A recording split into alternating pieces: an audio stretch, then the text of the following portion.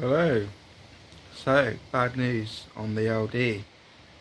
As I stated in the previous videos, we had a lot of smoke bellowing up the exhaust, which I didn't think was quite right. So unfortunately, we've got the engine out. So I'll show you what's been happening. It's not good. So I've taken out the crank because when I took the mag housing off, this is all fine. Took the mag housing off and that was covered and caked up in oil. You could literally swim in it. It was that bad. So that drive side seal was fading, which was a bit odd because it was brand new. Now this is the one that I'm going to be putting. Is that the one I'm putting back in? Yeah, that's the one I'm going to be putting back in. It's got a single lip on it. Well, the one I did put in was this one. It's all the same size, but it's got a double lip on it at the very front of it, and I think that's part of the issue as well as the old O-ring is no longer O-ring, it's more flat. So I think, well, I know oil's leaking through it. So we've got obviously a new oil seal, a new round O-ring. Also I thought it could have been this, me messing with this, but I did grind all the lip off. You see, that lip is gone, but I'm still having trouble putting that in. It just seems a bit too big for some reason. It's the same size and you can sort of push it and it sort of wants to go, but I just can't get it in. So what I'm going to do, I'm going to get the Dremel out and I'm going to put a taper edge around it all, you know, like a taper edge around that, which will then help me drift that oil seal, or at least get it started and back in. So that's what I'm going to do. And me, with the lack of experience, I had no clue that you could just took in the couple of bolts out and take it all out in one unit. So what I was doing, I was taking the clutch out to try and get to the nut, to undo the crankshaft nut, to then pull it out. Little did I know I didn't have to do that. But in a way, I'm sort of glad I did do it, because finding out in further inspection with this, when it was all connected and that, the clutch was very notchy, trying to turn it round. It was like notchy as hell. It was stiff and horrible. So it's all lovely now. Well, at the minute it's nice and lovely. I took one shim out and it was turning nice. So I've done that as well. So I've got to check it again once I put this back in with the new oil seal and O-ring. What a pain in the ass. But I've also got a brand new 6-volt coil as well. It's just a generic one that we're going to try out and put on. So we're going to do that, and we're going to put the engine back in the frame. So yeah, that's what I'm going to do now. So hopefully you carry on watching, and I will put the engine in and we get it running, well, hopefully running. Anyway, I'd just like to say a quick thank you for all the new subscribers, much appreciated, and all the comments as well. You've been commenting on my posts, which I read all of them, obviously, so I don't get many, but I'll be reading them anyway and replying. So thank you to that, much appreciated. Right, I'm going to crack on with this rubbish, and yeah, we're going to give it a start up. hopefully later on today.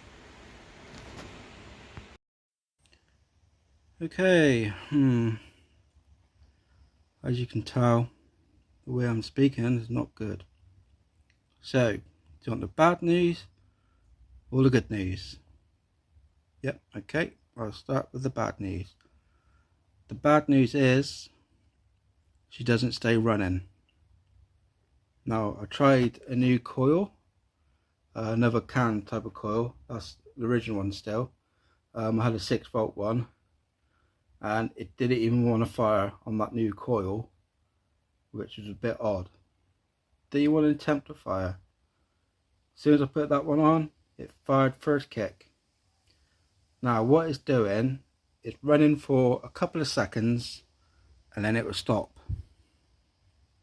And it'll start first kick, a couple of seconds, like maybe 2 seconds, it will stop.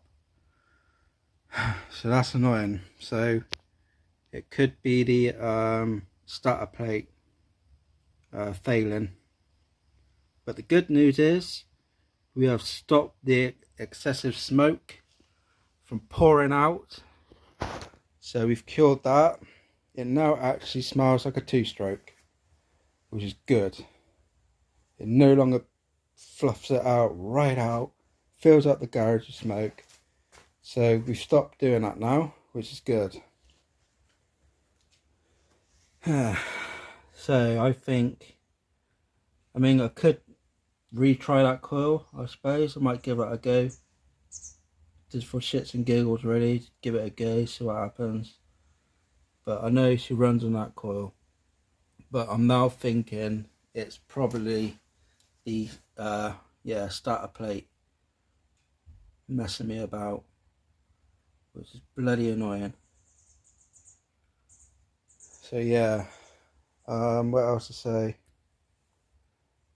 That's it really. Oh, I've got a new choke lever for it, not connected. Might just put that, well, I did have that on.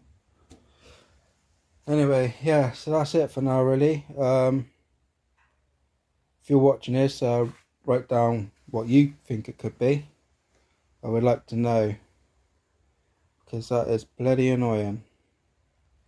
Thing is, it's one of those projects where I don't want to put electronic ignition on it, nor do I want to put an upgraded carburetor, because as you know, I don't really plan on keeping it. I plan on maybe keeping it for half a year or something like that, enjoy riding it for a little while, and then up for sale.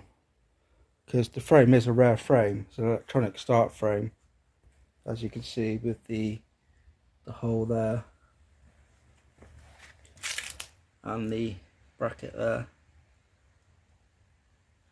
But yeah, it's good because actually, like I said, with the massive amount of smoke coming out, it was pooling all around here, like oil, thick oil, horrible. But now it's nothing there now. So yeah, I've cured that. See, it's warm. I can only get it to run for a couple of seconds. Fucking annoying. Fucking shit, brother. Fucking bollocks, what do I bother? Anyway, yeah. Thank you for watching. As I said at the beginning of the video, I appreciate all the new subscribers. But we are making a bit of headway, aren't we? Luckily I got a friend, a new acquainted friend, who's got another starter plate and another coil actually, and the plastic cover for this to stop the bob weights from flying out too much. So I need to pick them up sometime. Annoyingly I couldn't do it today, I had too much on, because what I do, I repair vacuum cleaners as a little side hustle, and all the money I earn from that, so I've got another one up there, all the money I earn from that I dump it into this crap. And obviously Griffalo, which is mine and my wife's combat robot that we compete across the UK.